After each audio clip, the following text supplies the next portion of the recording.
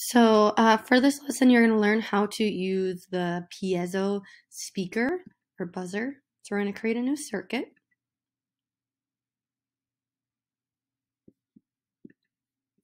And bring in our breadboard and Arduino. And then I'm going to power our positive rails on both sides and ground our negative rails on both sides.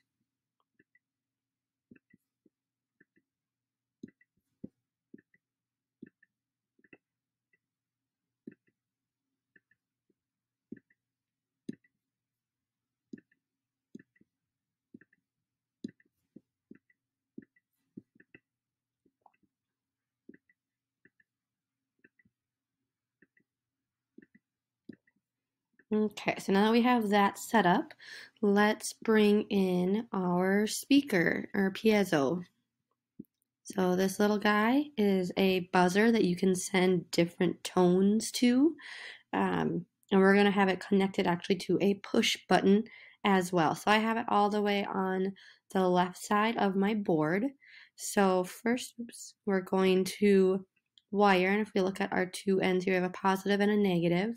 So negative is what we're going to want to go to the ground. So that row I'm going to have connected to the ground.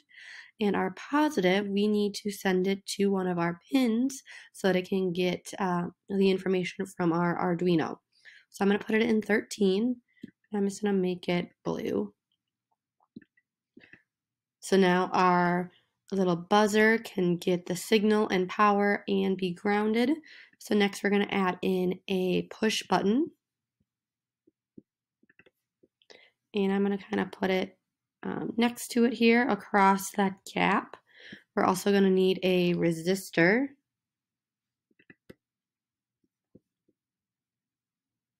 And so I have it coming from terminal 2B, and it's going from that same row up to our ground rail to ground out this push button.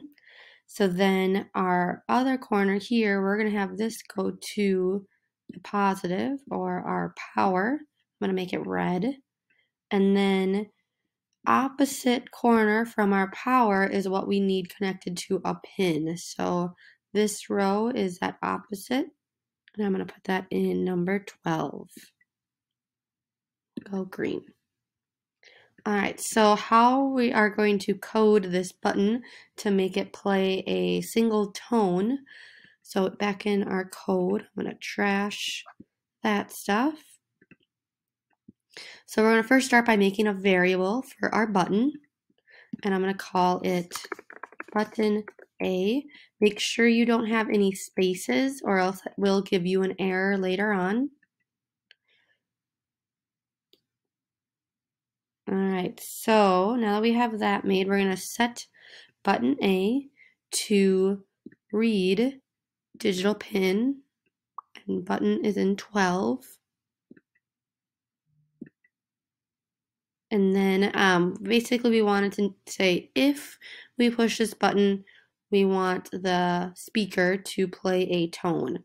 So we're going to go to control and grab an if block. So kind of like how we did the button before, we're going to grab this pointy math block. It's going to be an equals. And we want button A. So if button A is equal to high, so basically if button A is pressed, what do we want it to do? We want it to play speaker that is on pin 13. And then what tone for how long? 1 second is pretty long. I'm going to go down to half a second and see what that is. And we'll do 60 to see what that sounds like. So we'll click Start Simulation. And when I push the button, it makes a sound for half a second. So what you guys are going to be doing is adding 5 more buttons. You'll have a total of 6 across here that each play its own tone on the buzzer. So kind of like it would be piano keys. So they should start out high and slowly get lower and lower and lower. And half a second might even be too long. You can try any fraction smaller than that, quarter of a second. And So you're going to make a 6-button piano that controls this speaker.